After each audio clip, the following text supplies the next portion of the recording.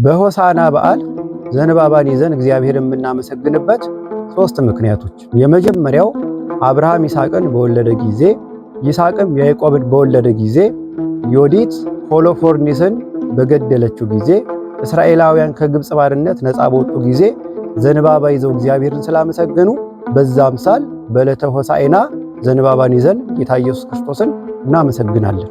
ሁለተኛው ዘንባባ እሾሃማ ነው። የጌታችን የኢየሱስ ክርስቶስን ትዕምርተ ኃይል ወይም የኃይሉን ምልክትነት የጌትነቱን ምልክትነት ለማሳየት ዘንባባ ይዘን በሆሳዕና ቀን እግዚአብሔርን እናመሰግናለን። ሶስተኛው ዘንባባን እሳት አያቃጥለውም፣ ለብልቦ ይተወዋል እንጂ። ጌታችን መድኃኒታችን ኢየሱስ ክርስቶስም ባህሪው አለመመርመሩን ለማሳየት ዘንባባን እንይዛለን።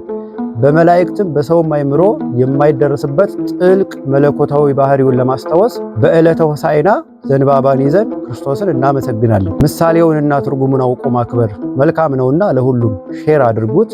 እንኳን አደረሳችሁ።